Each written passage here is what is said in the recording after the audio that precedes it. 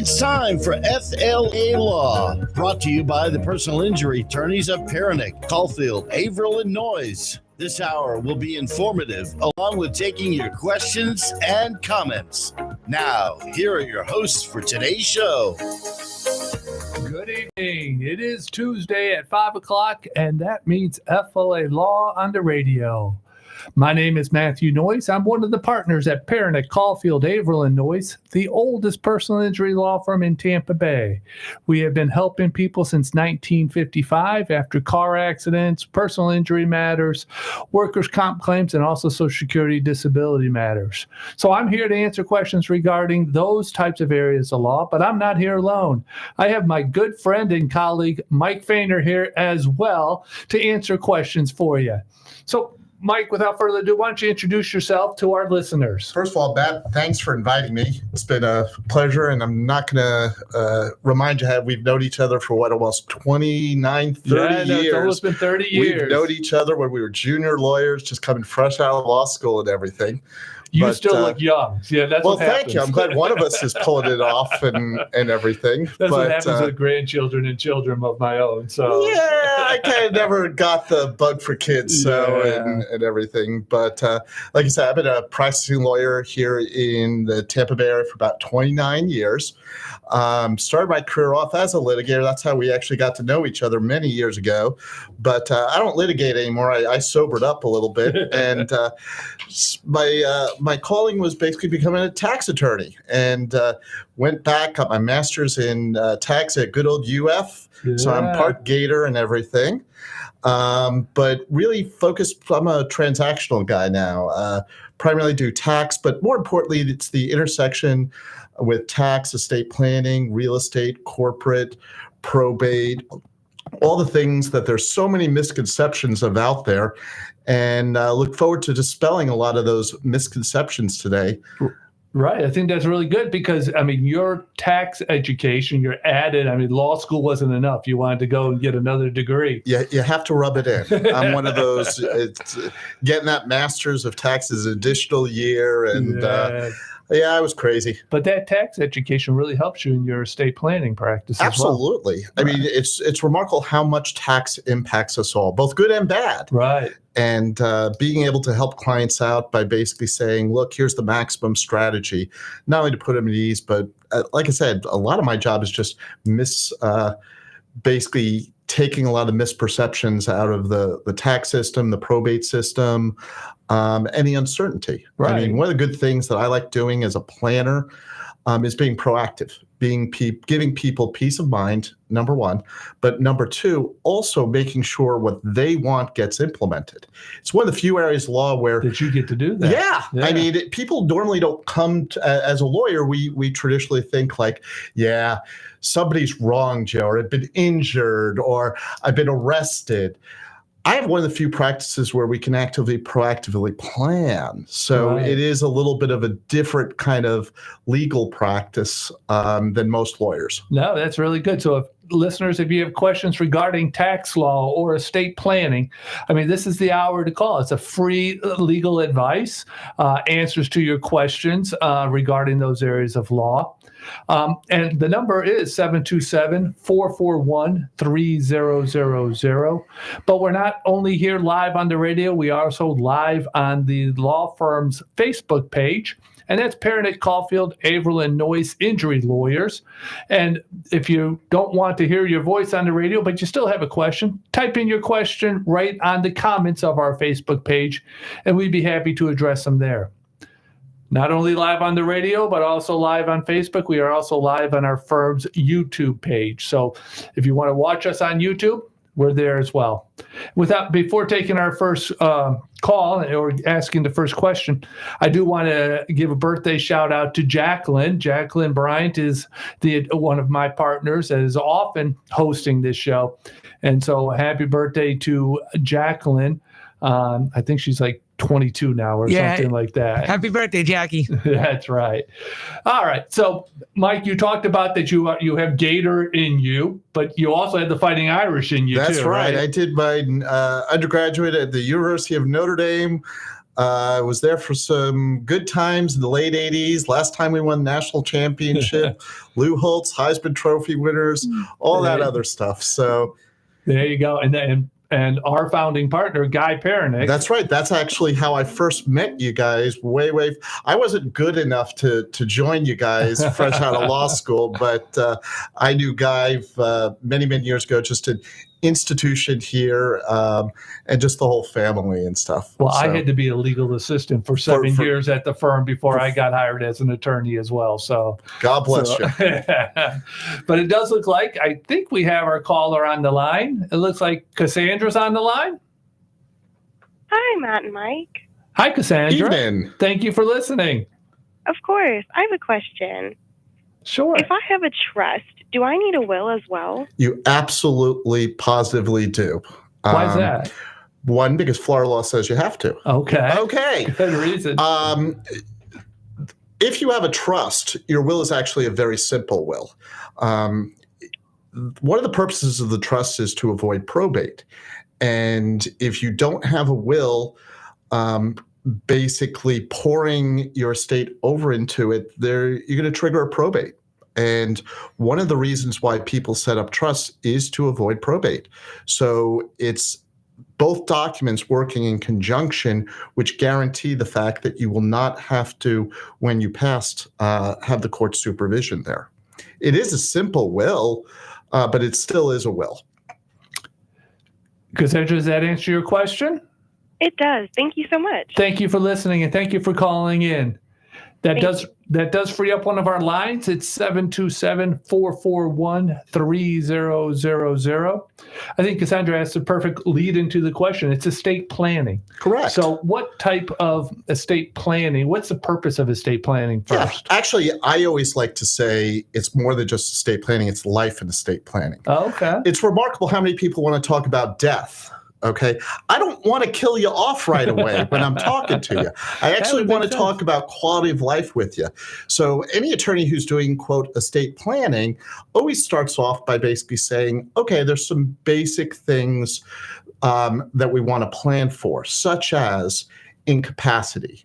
You come down with Alzheimer's. As you know, you've had clients that have been in car accidents. They've been incapacitated. Sure. They can't manage their own affairs. So that's why I kind of joke, I don't want to put you in the grave right away. Right. Let's kind of talk about some quality life issues. So estate planning is not just about what happens when you die. Correct. It's also if you're ever when you're alive, incapacitated. Okay. It's often quality of life issues. I mean, here in Florida, we have a lot of elderly people. Everyone at some point in their life is going to be incapacitated, whether it's for a short time or a long time. I mean, everyone always talks about when you get older, well, what if you come down with Alzheimer's, Parkinson's, dementia, those sort of things. But it could be simple as I'm in the ICU for a car accident. Sure. I had a complication to a surgery. I mean, I could talk personally. I mean, I had a complication about 6-7 years ago, and I was in the ICU for 7 days. Wow. Was in a coma for 5. Who was making my medical decisions for me? Who was making my financial decisions? So the process actually starts out by saying, God forbid something happened to you, who would you be wanting to make medical decisions? And that leads into the conversation of what document you need. It's called a healthcare surrogate. Okay. One of the overarching themes when it comes to both life and estate planning is you being in control. Okay. Most people don't realize that the failure to plan is actually a plan, because Florida law has defaults and procedures that you may not like the results of. I mean, there's a lot of people that just assume that, well, I'm married, so my spouse can make all these decisions. Right. Not true whatsoever. Oh, okay. Also, if you don't have these documents and you get into a catastrophic situation, guess what happens? You've got to go to a court. You've got to get a guardian appointed of both the person and the property. That actually gets expensive. Right. I tell people, you can pay me $1 now to set it up correctly, or you're going to pay me $50 later to have a court do it for you, and we won't be in control of the process. Right. So, like I said earlier, it's one of those few areas that you can actually do proactive planning and show a lot of value. So with the healthcare surrogate, it's, okay, Matt, who would you want to be making medical decisions? Okay. I would assume it's your wife, right? Right. Because we don't have a family lawyer here to basically have a little dispute between you. But that's basically she's in Texas. She's in Texas, so I don't think the radio reaches that far. Okay, 50 mile radius rule, right. so we don't have to worry about that. But then you actually have to query clients on, well, wait a second. But if you and your spouse are in a car accident, and how many car accidents have you done over the years where you have both husband and wife? What if they're both in the hospital? Well, who's going to be making the decisions at that point? So it's not only doing the primary designation, but alternate designations. And when did the designation prevent anyone from contesting that? Well, this is about you being in control. Right. Okay. So, for example, how many kids do you have? I have 2. You have 2. You like one better than the other? well, we won't. It depends on take the fifth on that one. It depends what day it is. But each probably have different personalities, different skill sets. I mean, I actually come from a family. I have two older sisters, different personalities than me. Okay? I have 10 brothers and sisters, so you can imagine how many. Okay. But I also tell people not all kids are created equal. So being able, because that's the natural default that people do, is it's usually spouse and then one of the kids. But we also have a lot of people here that they're widowed. They don't have any, or they don't have kids. So they have to rely on friends, more distant relatives. But having the conversation with them on, first of all, who do you trust? What's really important is we'll just use you as the 2 kids. For the 2 kids is, well, which one would you choose? If you don't choose, both could go in there and petition a court and say, no, it's me. Mom and dad wanted me. No, on me. That's called family drama. Right. Okay. And you don't know, because if you're sitting in that coma, or you unfortunately have come down with dementia, you can't speak. The documents actually speak for you in this scenario. So those healthcare surrogates can be very, very powerful tools to make sure that you want, basically your intent and your choices are basically solidified, so when something does go wrong, you actually trust the person. No, that makes sense. You're listening to Mike Feiner. He is a very skilled estate planning, life and estate planning attorney. Thank you for that correction. And also tax. This is Matthew Noyes, and you're listening to FLA Law on the radio. This is a live legal call-in show, so if you have questions regarding what we're talking about, and even if it's not what we're talking about, we both went to law school. We'll tackle just about any question. We'll talk college football if somebody wants. I mean, will. But the number is 727-441-3000. And Mike, we were talking about the designation of healthcare surrogate, and that makes the medical decisions. Correct. What about the other decisions that need to be made if someone becomes incapacitated? Great question. Financial matters. Who is going to actually manage your finances? God forbid something happens to you. Now, Florida, we have a very extensive power of attorney statute, because that's the legal document that is basically required to designate who do you want to be making financial decisions for you.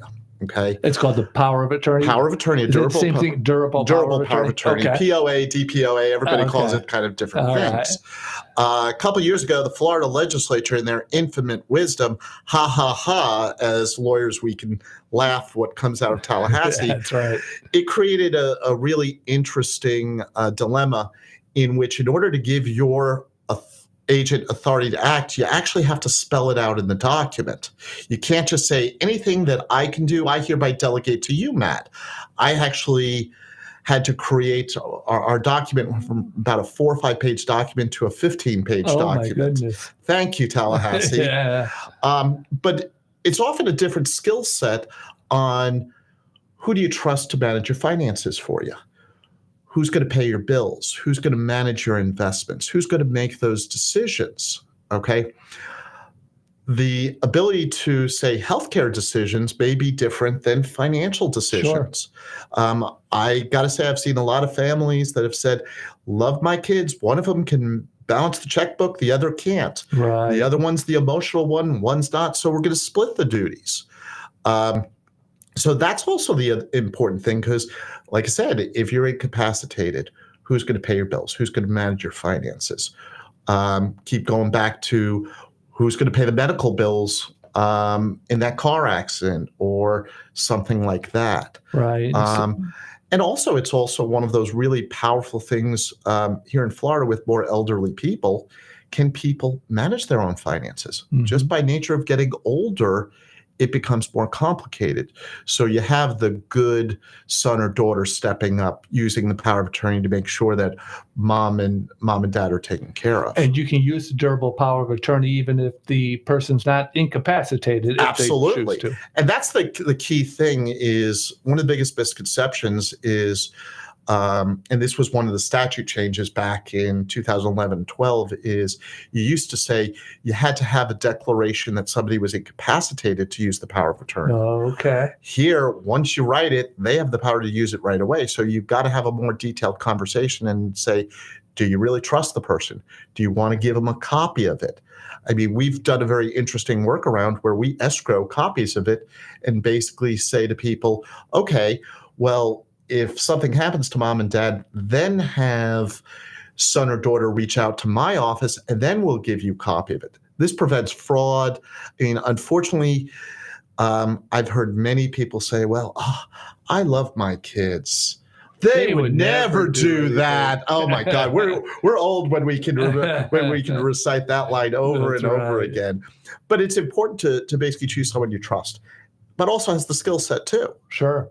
Whether it's somebody with a small estate or multi-million-dollar estate, or has to run a business or something like that, it's important to basically make sure that that person is designated. So the designation of healthcare surrogate doesn't come into play until the person's incapacitated. Correct, but the power of attorney does. Power of attorney does as soon as it's signed. Absolutely. Okay. And it's a very, very powerful That is document. a powerful document. We can thank actually the banking lobby for that many years ago, because they didn't want to get in the middle of disputes of whether somebody was. So they lobbied up in Tallahassee and they got rid of what was known as a springing power, where it would only happen when it was incapacitated.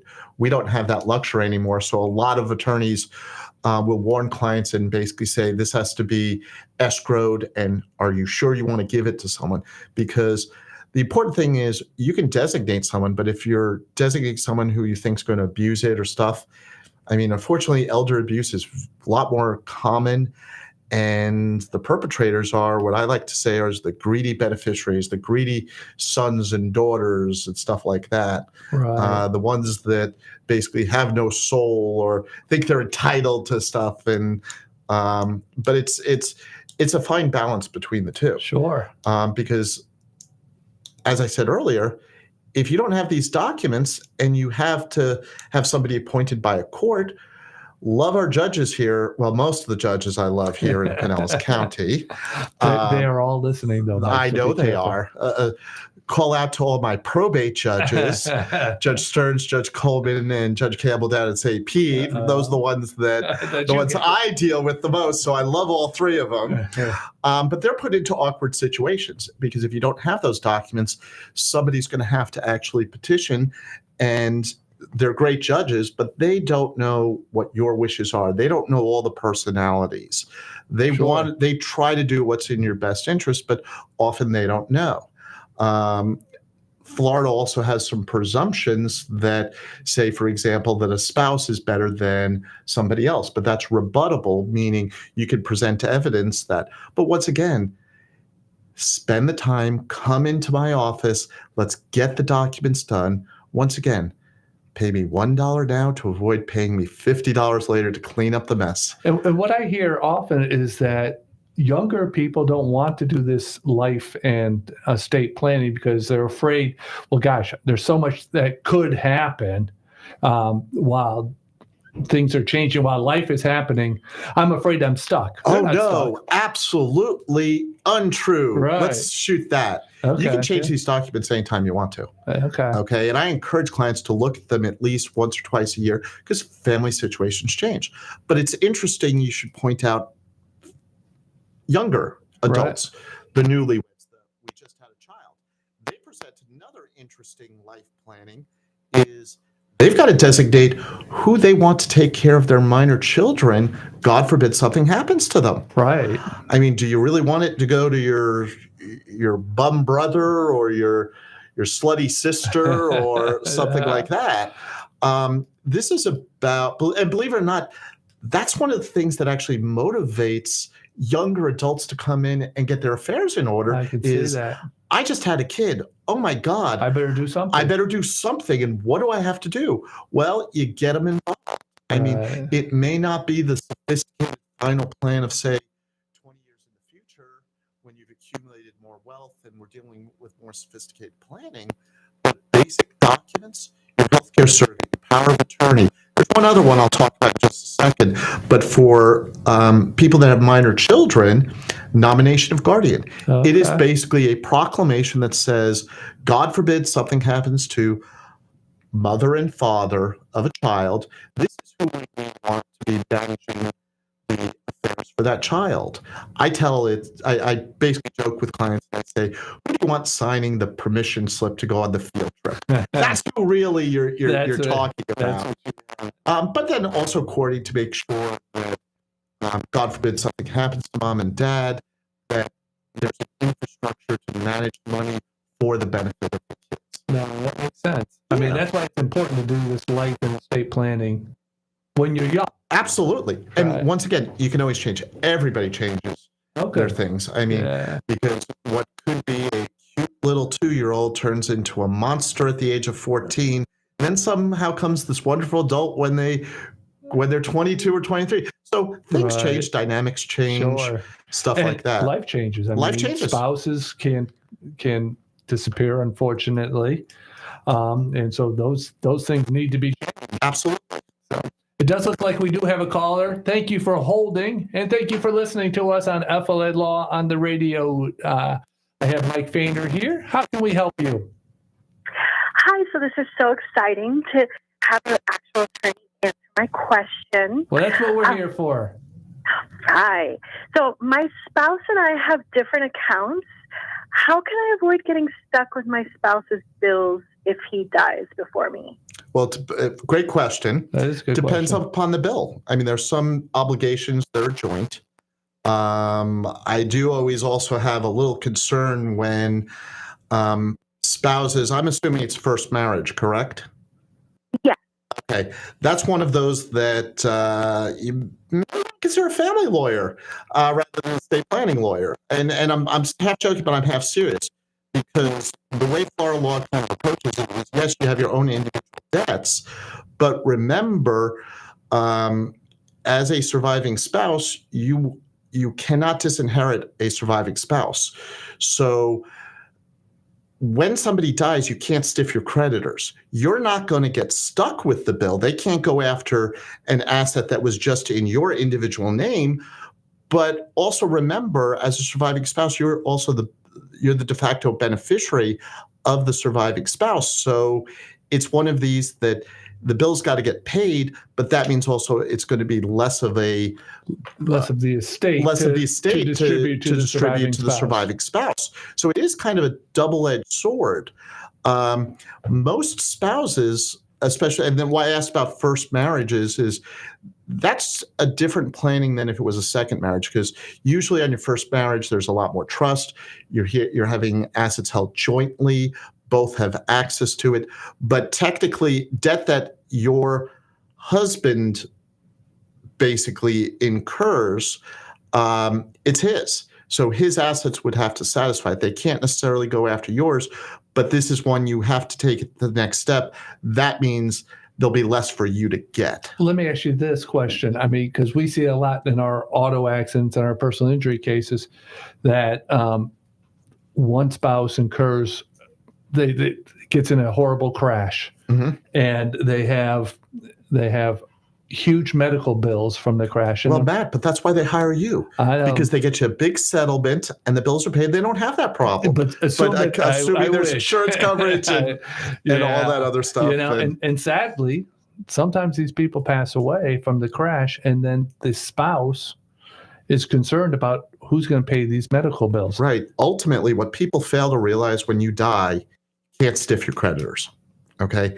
And that's one of the basic premises that a lot of people come in on. And this is when somebody dies, we initiate the process called probate. If there are assets to basically be dealt with in debts. Probate in the simplest sense is the following. Somebody dies. The court determines who the beneficiaries of the estate are. The court then appoints a personal representative. If you have a will, you're basically designating it. But the job of an estate is to marshal all the assets, gather them all up, figure out what the person had when they died. That's step number one. Number two is then to pay all the bills, to pay all the creditors. In Florida, we have a specific procedure where you've got a certain amount of time to make a claim. Now, the good news about a creditor, right? As a creditor, okay. Correct. So I've had scenarios where, and just some commonality is, you might have a medical bill that is incurred or a hospital bill that they don't file the claim against the estate. Well, under Florida law, after a notice of creditors is published, creditors have 90 days to file a claim. Guess what happens, Matt, if they file on day 91? What happens? They don't get paid. Okay. So during the creditor time, that's the opportunity for people to make claims and for the estate to either satisfy them or dispute them. And then once the creditors have been paid, what do? We distribute it out to whoever the beneficiaries are. Gus, I'm not sure if you're still on the line, but if you are, did that help answer your question? Oh, yes. Thank you guys so much. Thank No you problem. for listening, and I hope that was helpful for you. It was very insightful for me as well. But I'm also going to encourage you, make sure you also have a will. That's going to simplify it as well. You don't want to be in a situation where you don't have at least a will in place for those scenarios. And we're going to talk about that right after our first break, because I think most people question about whether or not to have a will or a trust or both or neither. Or neither, yeah. Yeah. Unfortunately, last number I saw, about 60% of Americans don't have a will. Wow. So this is Matthew Noyes. I am one of the partners at Perenich, Caulfield, Avril, and Noyes. We are the oldest personal injury law firm in Tampa Bay, and we are also the host of FLA Law on the radio. That's Mike Feiner sitting right next to me. We'll be back in just a minute to answer all your questions. In the meantime, call us at 727-441-3000. We'll be right back.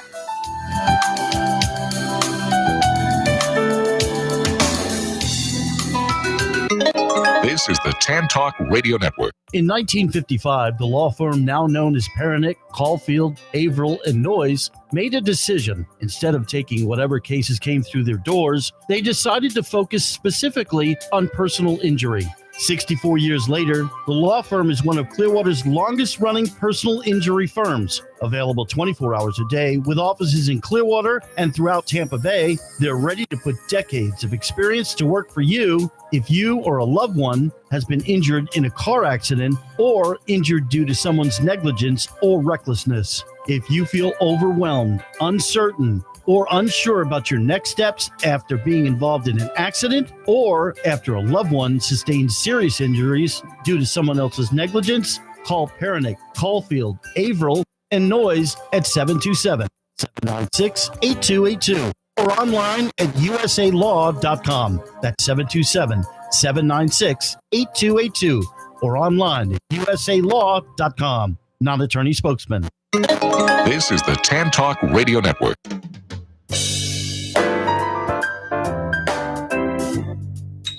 We are back from our break. This is attorney Matthew Noyes, and I am one of the partners at Perenich, Caulfield, Avril, and Noyes, the host of FLA Law on the radio. Many, many years ago, we had FLA Law on the TV, and we took live call-in shows on TV, but nowadays, cable TV doesn't do live shows anymore. And so we are now on the radio live here to answer any questions you have. We are here every Tuesday from 5 until 6.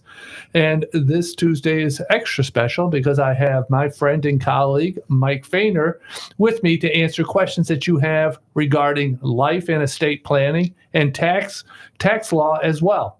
So, Mike, again, thank you very much for being here and Thanks for having me. answering the questions that we've answered so far. If you do have a question, give us a call, 727-441-3000. But, Mike, before the break, we were talking about the forms that you need for life planning. Correct. And we talked about the durable power of attorney. For financial matters. For financial matters. Correct. One for medical. Right. That's a healthcare surrogate. And then Okay. there's another Well, there's one other. If you have minor children, it's the nomination of guardian. Okay. I mean, once again, these are all documents that are reinforcing what you as the person want. You are making the choice. I mean, that's really important. This You're is taking about the control out of the courts and Absolutely. putting it in, keeping your own control. correct. Okay. Okay. And there's one last document that's a little bit more controversial. Most people do it, but it has its roots here in Pinellas County. I mean, everybody remembers probably the Terry Schiavo case back in 2004 You're and dating 2000. yourself, but yeah, I know, I do remember it too. but it was a blank show around Oh, it Pinellas was. County. I mean, it put Clearwater and Judge Greer in the spotlight of the nation. Sure. But one of the good things that came out of that is a very spirited conversation on the last document that I think is really important to have is a living will. Okay. And people confuse, well, living will is the same as a will. No. The That's what I Declaration hear of- all the time. it's the same. No, it's not. It's also one of the few forms in Florida law that the statute actually creates a form for us. I mean, Oh. most of these other things where attorneys are using are magic with drafting, but in the infinite wisdom of the Florida legislature, they created a form. And what the living will does is it basically deals with the end of life issue on, quote, pulling the plug, when is it, and who makes that okay. decision. And I'm going to tell you, probably the hardest decision anybody is ever going to have to make is whether to, quote, pull the plug on a loved one. Right. I mean, I saw my dad have to do that with my grandmother back in 1977. Wow. And I've had to counsel families, and it is the hardest thing I think you could ever want to have to do. Sure. But I also will argue, same, if you are forcing somebody to make that decision, you're probably also being very selfish too, Right. because you're putting your family and your loved ones through the most dramatic medical decision ever. Right. Okay. And if you remember the Terry Schiavo case, it was weighing, do you believe the husband or do you believe the parents? Do you believe that there's hope for Terry or there was no hope for Terry? Right. Okay. And those are very, very complicated medical ethical issues. And Right. this is Not one of the to few mention emotional from a family standpoint Correct. too. I mean, I tell people I get to take off my hat as a lawyer, and I get to talk more as a good Catholic boy or a good Jewish boy or a good Muslim, and talk about faith and what you believe in. I mean, because end of death, all of our major religions and even the atheists kind of always have to, it's coming. So Right. when do you balance the ability to die with dignity versus keeping you alive in hope? So here in Florida, we have a living will statute and a form. And what's very interesting, and this is very important to remember, it takes the decision making and puts it in the medical doctors. Because the way it procedurally works is if your treating physician basically determines that you have a terminal condition, you're in an end-stage condition, consistent vegetative state.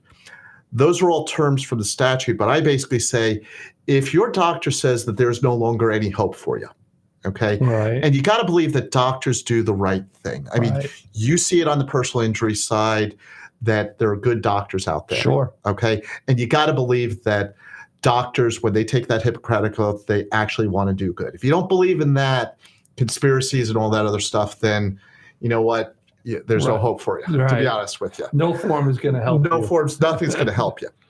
But the way the procedure is set up is your treating physician has to make that determination, and then one other doctor who is not your treating physician has to concur with that diagnosis. So you basically have to have two doctors affirmatively saying that there is no hope for you. If that happens, then the medical treatment plan is they will not take extraordinary means to keep you alive. Okay? Okay. You know what's interesting missing from that process? The doctor turning to the spouse, the doctor turning to the brother, the sister, the son, or the daughter. We've basically taken them out of the process and said, you know what? We want to trust our medical professionals. And so the therefore, patient has to sign this living will correct. beforehand. Correct. And this, believe it or not, of all the forms, this is the one I actually have the most interesting conversations with clients on, because I can take my legal hat and talk about, well, my faith, or I don't believe in that, or I don't want to be Walt Disney. I want to be Walt Disney and be on ice forever and ever. Right. I don't want to. And there's a lot of misconceptions. Right. But if you believe that our doctors actually want to do what's in your best interest, and I always hear it, and you've probably heard it on your side, well, they're just going to keep me in the hospital. They're going to keep me on hospice forever and ever and ever. Well, that's not true, because I will tell you, insurance companies won't tolerate that. That's right. Medicare and Medicaid won't tolerate it. That's right. And they will go after hospitals and medical facilities that do it. Trust me, I sat on a hospital board for 2 years earlier in my career. And trust me, one of the things hospitals and medical people are terrified of are those audits, that they kept someone on for too long, Right. or quote, they're pulling the plug to harvest the organs, stuff like that, which is also another thing that we put on both the healthcare surrogate and the living will is, do you want to be an organ donor or not? Okay.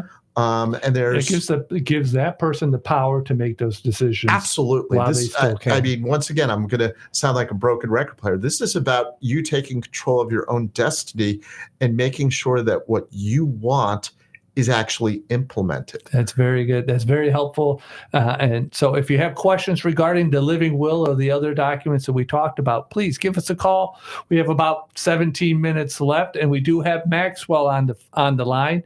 Maxwell, thank you for listening, and thank you for holding. What's your question tonight? Hi there. I got a question for Mr. Mike. Go Gators, by the way. Go Gators. I thought I was going to hear one of those. We'd have I to thought get I heard one, fighting. I thought I was going to hear Fighting Irish before Go Well, Gators. you never but know. still, I mean, there's still 17 minutes. Basically, I was wondering, so I'm 24 and a half, almost 25. I haven't created like a will yet. Basically, like the closest thing you could say I have to a will is maybe a life insurance policy through my work. And basically, I put on that life insurance policy my mother as like 100% the sole beneficiary. correct. If I have no will and I were to kick the bucket, would they take that insurance policy into consideration as like I wanted my mom to inherit everything? No. That's a very good question, because it's that's a what we great hear question. a lot. We Right. hear about, I don't have a will, so it all goes to the state of Florida. Or who gets it and stuff Yeah. like that. A very good question, Maxwell. Max, I'm assuming you're single, correct? Yes, sir. Yeah. Well, what's He's a interesting. Gators fan, of Well, course. whoa. I'm I didn't teasing. say that, Max. I mean, but what's interesting is, and I said this earlier, is the failure to plan is actually a plan, because if you die without a will, Florida statute dictates where your assets would go at that point, believe it or not. It's called the intestate statute. Okay. And what's interesting is it's actually a very long statute. It plays the what if game. It basically says we look at what you are, and then we determine who we think you would have gotten. Okay. So, Max, I'm going to ask you a couple questions. You're single, right? Yeah. No kids, right? No kids, thank God. Okay. Your mom's alive. Is your dad alive? Both are, but they're divorced, if that means anything. That is very actually important. Do you have brothers and sisters?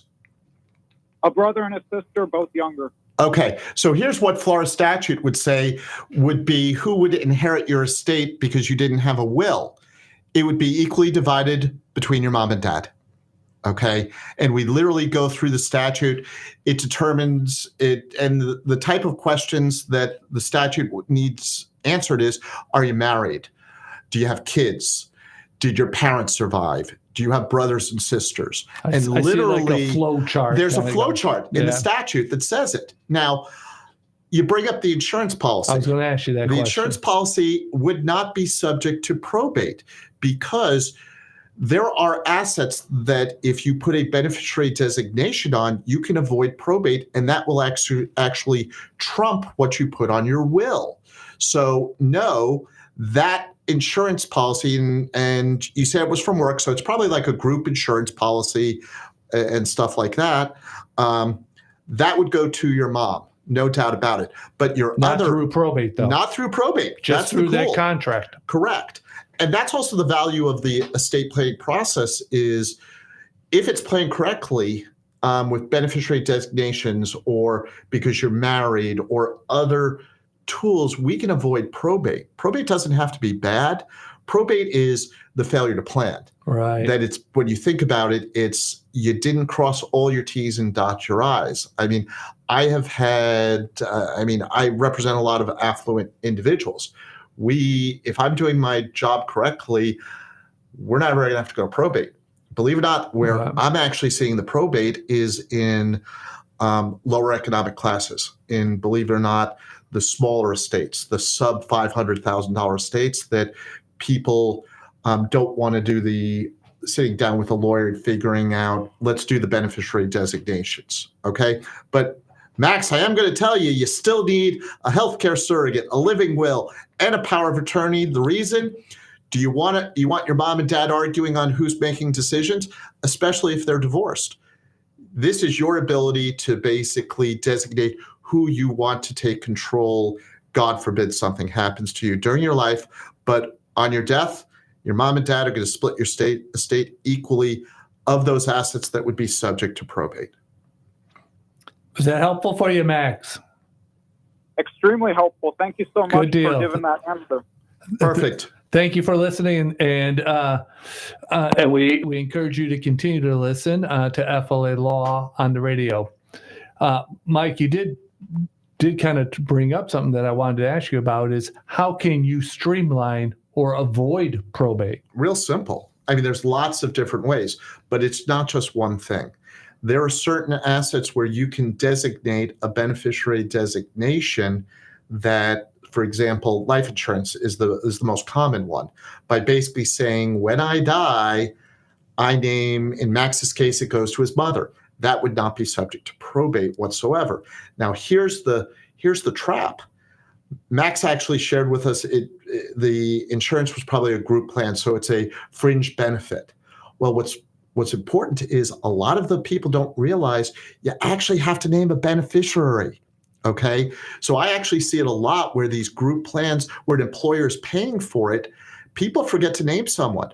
Well, guess what happens if you fail to name a beneficiary on an insurance policy? It probably goes to probate. You got it. It goes to probate. It goes to the estate. It would then be subject to a will if you have a will, or if you don't have a will, and usually it goes through that statute. I'll tell you one of the biggest misconceptions, and you hear it a lot. Well, if I don't have a will, everything will go to the state of Florida. That's what I hear a lot. Incorrect. Right. It's got to be literally you are your last surviving relative before that would happen. And they go all the way back to cousins from second removed. I actually did a case a few years ago where due to a lapse in the will, we had to go back and find a very distant relative. And the person didn't have many relatives. So we hired a search company to figure out the genealogy. It was about $750,000. Wow. It was a real interesting call, having the estate call somebody who didn't even know this person existed, saying, by the way, you just inherited $750,000, because they were a third cousin removed like 4 times. Wow. It was one of those weird scenarios where they literally didn't have many relatives. But the predominant thing is your marital status will dictate it. If you have kids, will dictate it also. Right. Okay. Here's a little bit of interesting trivia for you. Okay. Can you disinherit kids from your will? I think I know the answer, but since I have two, I'm not going to give you the answer. Okay, well, you're in the safe zone here. That's Okay. right. And I'm going to give you a really loyal answer. It depends. Can you disinherit minor children? Absolutely, positively not. Right. Florida law recognizes that you have a legal obligation to support your minor children. But once they turn 18, do you have to leave anything to your kids? Hell no. You can kick them out of the house. You can disinherit them. You don't have to leave them a penny. That's if you put it in the will. If you don't put it in the will, if you don't put it in a will, okay, you can have issues. There's also another interesting party. Can you disinherit a spouse? I know that answer, the elective share. You cannot. Here in Florida, you cannot. There is one exception. There's actually two exceptions. You can do a prenup or a postnup. We're usually dealing with those with very affluent people or second or third marriages. Those are very common. But when you come in and you're talking to a client and you basically put those two constraints down, it's very interesting, okay? And I will tell you, some of the most disappointing results are when we're dealing with that intestate statute. Sure. Okay. I'm just going to use our previous caller, Max. I guess Max likes his mom more than his dad. Right. Because mom's getting the insurance, dad's not. Right. Well, that's true for that insurance policy, but all the other assets that would be subject to probate, guess what, are going 50-50 to mom and dad. Right. Didn't ask Max about his family history. He may hate his dad. He may love his dad. His dad may be a gazillionaire and doesn't need it, and mom may need it. Doesn't matter when we're starting to deal with it. Once again, you can plan around results that you don't like. And it's remarkable. I mean, when people come in and one of the cool things about being a lawyer is probably within the first 5 to 10 minutes of meeting someone in a consult, they'll tell you anything. They'll share like the deepest, darkest secrets. Right. And I'm used to it. I mean, going back to when we were young lawyers, I think that was the one thing they didn't teach us in law school, how just everybody opens up on you. I don't like this one. This one did this to me. I don't like blah, blah, blah. So you get a lot of information really quick. And then when they ask the question that a couple of people ask is, well, why do I need a will? Real simple. Do you want the daughter that you hate or the one you told me about? The one you told me that you just hate. If we don't do anything, they're going to get it. Right. So when you're looking down from heaven, or some people are being looking up from hell, and the plan that you wanted wasn't implemented, yeah, you're probably regretting it a little bit and stuff. I mean, but then it's also realizing that the intestate statute, when you die without a will, can also be very harsh. It doesn't look at income. It doesn't look at assets. Right. So you lose control. You lose control because you may want to make sure that your one brother or sister who's had a hard life versus the one who basically won life's lottery, you may want to help that one rather. Right. Well, that's all called planning. That's how we do it through a will. And let's keep talking about planning because I think that's what a lot of people are interested in. We talked about designating beneficiaries in life insurance. Right. Can you give you some other ones? Yeah. Believe it or not. Bank accounts? Well, bank accounts. But here's one that people forget. 401ks, IRAs. Okay. Believe it or not, besides your home, your 401ks and IRAs are usually your second and third largest assets. But people forget that you can designate someone. Guess what happens if you don't designate someone? It ends up into your estate. It ends up in probate. I mean, it's a real interesting thing. I mean, I've had cases where very sophisticated parties forgot to name a beneficiary on their IRA. Guess what? Triggers a probate. It also triggers taxation, but that's probably for another show. That's complicated tax. Yeah. But it's a shame you had to turn to someone that said, by the way, we got to probate this. And by the way, because they left it to an estate, they triggered all these taxes that we could have just rolled over and deferred out. So This is one that literally I'm going to say it again, pay a good lawyer $1 to avoid having to pay 10, 20, a multiplier of it. I mean, can you briefly explain what the payment arrangements are or anything like that? Do you pay up front when you're doing your estate when planning? I'm doing estate plan, the way I approach it, and unfortunately, lawyers deal with it differently. I'm kind of more of an outlier in that I do most of my stuff on a fixed fee. So you would come into my office. I may have you fill out a little questionnaire beforehand. We'll sit and talk. We'll get to know each other a little bit. We'll figure out the plan. At the end of that consult, I'll quote you a fixed fee on it. For all the work. For the life planning for everything, and the estate planning. Estate planning, if there's transfers, if we have to do any real estate work, such as a quitclaim deed, a ladybird deed, if we need to do a trust, what type of trust? I mean, unfortunately, I get a lot of people that are, what I like to refer is they're shopping around on price. And I tell people that's a mistake. It's a total mistake because everybody's got unique circumstances. I can give you an example. I have 2 clients, both worth $1 million. Okay. Both have dramatically different plans. One requires a simple will. One requires a very sophisticated trust. But Michael, they're both worth $1 million.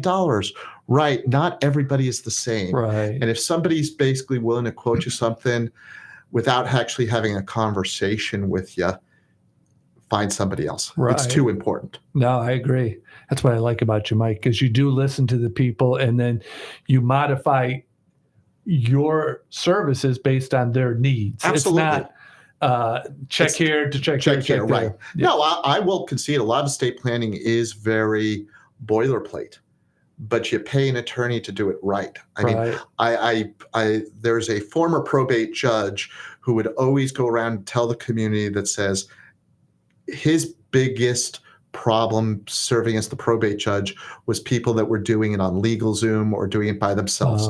Florida has very specific, and unfortunately, Florida is very strict when it comes to how you execute documents. Some magic words that have to be, and if you don't, guess what? You just cause problems. So literally, he shared with his probate litigation docket was predominantly made up of people that tried to do it by themselves, didn't spend the time and effort to do it. It's also one of those things that if you do it right the first time, it's good for 5, 10, 15 years. And you don't have to pay that $50 later. Correct. Yeah. Correct.